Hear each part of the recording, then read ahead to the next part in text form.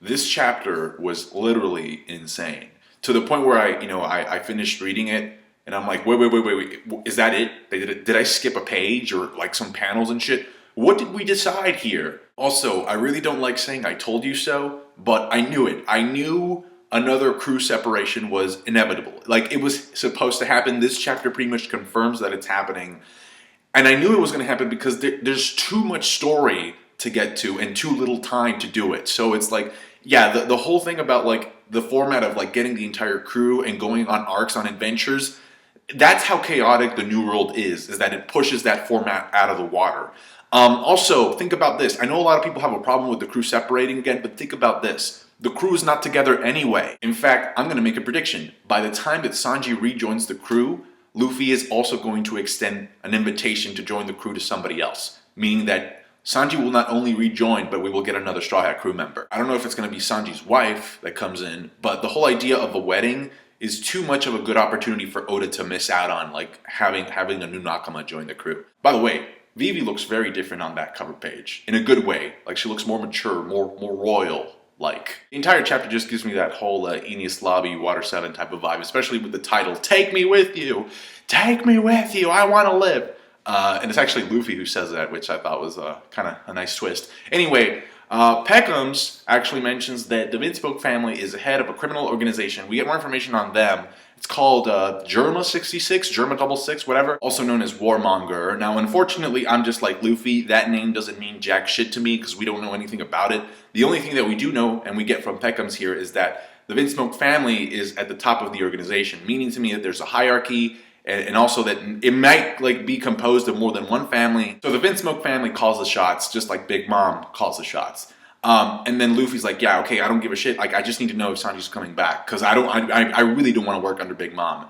And then Peckham's tells him, listen, kid, like you're dealing with a Yonko. I think this is a reference to One Punch Man because like, he's like, you don't understand what you're doing. You're dealing with like one of the 4 emperors of the sea. And Luffy's just like, okay. And once again, Oda hits it out of the park with the comedy in this chapter. The comedy pertaining to Peckham's and Nekomamushi in this chapter was a delight. Anyway, so Peckham's tells him, listen, if Sanji were to refuse the invitation, you don't refuse an invitation from Big Mama. If he had done so, he would have gotten a package, a box, all right? And Godfather style, a head of somebody that Sanji holds dear would be inside that box. Now, the thing that really got me, and I had the exact same reaction as Luffy did, is like, Peckham's mentions the people in the restaurant, Baratier, the Straw Hat crew, and also the people in the Transvestite Island.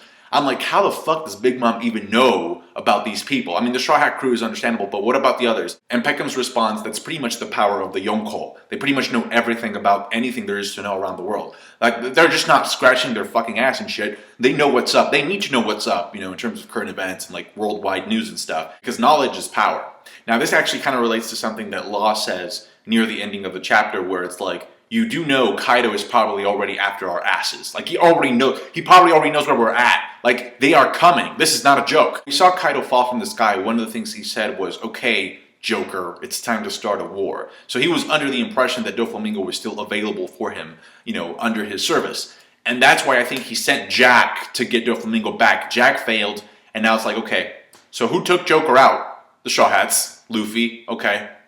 Go find them. Now, Peckham says something that I thought was just obvious from the beginning about the marriage, which is that it's a political type of marriage, Game of Thrones style, which is like, this is meant to unite both families. Now, Luffy was worried about like being an underling, like the Straw Hat crew being an underling of Big Mom, but Peckham says like, no, that's not really what she's after. She doesn't really give a crap about that. They just want to unite the families. And Peckham says like, what that means for you, Luffy, is that you're going to lose your cook, like essentially, one way or another. Either you lose him figuratively because he joins another crew by marriage, by bloodline or whatever, or you lose him literally because he's going to get killed if he refuses the offer. This is where the rescue mission begins to be set up because Luffy asks Peckham's, what are you going to do? Okay, and then Peckham's is like, hey, as soon as I'm done healing, I'm out. I'm going back to Big Mom because I still have some business to settle with Capone. And then Luffy's like, take me with you. And here's the thing, he says to Nami, I'm going alone. Now, a part of me really likes that he's going solo because I think it's like, wow, this is kind of like Impel Down territory. Like this is where he makes allies when he's alone because that's one of the things that he can do. That's one of Luffy's greatest powers.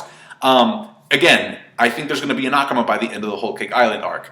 That being said, I don't think it makes a lot of sense for Luffy to go alone, especially the way he explained it, because he says, I'm going alone because if I don't, it may start a war. I'm like, you already started a fucking war. The war is already there.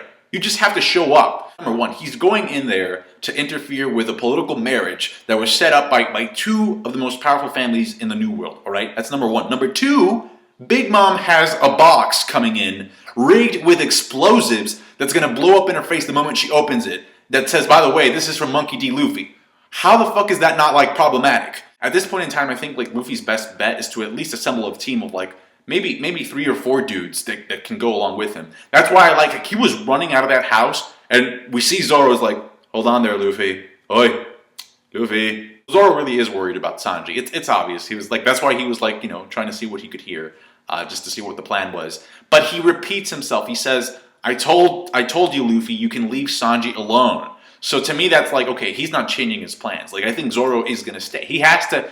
Zoro, again, I think is going to end up confronting the Kaido part of things while Luffy goes and gets Sanji. Another point I have to mention here is that let's assume that the Vivre card that Lola gave Nami back in Thriller Bark, all right, is actually a Vivre card that points to Big Mom. If that's the case, I think Nami is going to have to stay behind as well, for sure, because Peckham's knows how to get to Big Mom. So what is the point of having 2 plot devices that lead to the same place if people are not going to be separating? When Luffy begins talking to Zoro, I think there's a part of that conversation that we don't get to see because it just feels kind of incomplete.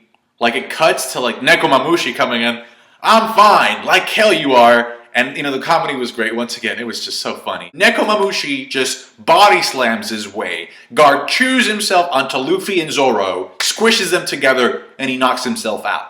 He's done. He's KO'd again. His wounds have opened up. He fucked up. I do think that Luffy and Zoro were about to have a pretty intense conversation about what to do next. And I think that was either interrupted or Oda just decided not to show it so that he could reveal it later. Like every arc has usually had a party afterward. And I think the party that Luffy's going to take part in next is the Whole Cake Island party. You know, the wedding party. So I don't think he's going to be around for Zou or at Zou for a very long time after this. Law shows up to introduce Luffy to his crew of 20 people, which is like, it's surprisingly big. I mean, considering Luffy's crew is only 9 people. But yeah, and then Luffy's like, yo, how disrespectful was that? That was just funny.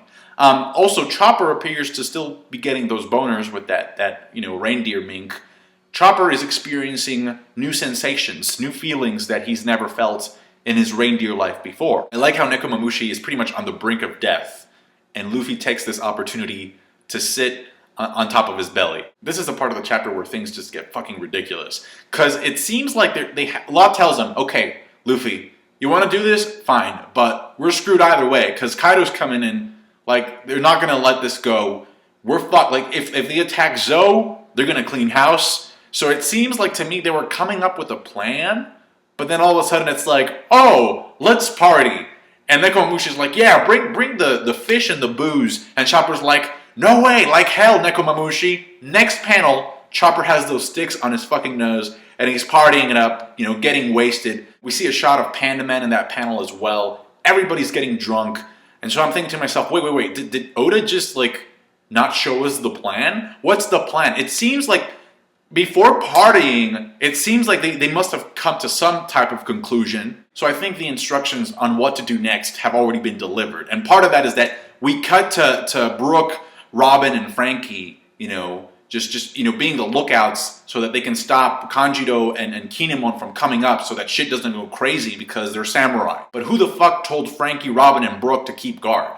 Like, did they just come up with that themselves? Or it sounds to me like somebody's giving orders on what to do. Also, shout out to Frankie's whale hair. That was just great. And it turns out it doesn't really matter because they fall asleep, and then Kanjiro and Kinemon show up with the little monkey, and the little monkey's just about to spill the beans about everything. Technically, I think the sun is rising, right? So the minks that would be in charge of like handling this type of problem or dispute against the Straw Hats would be the dog, like the Inuarashi side of the minks. So I wonder what's going to happen. Is shit going to go down? Probably, but I do think that Luffy has to leave ASAP. If anything, I think he was just giving Peckham some time to heal up. That being said, I really enjoyed this chapter. It had like a lot of curveballs and really weird things. I think we can all agree that One Piece is getting crazy, and there hasn't been a dull chapter in a long time, so I'm just really excited to see what's going to happen next.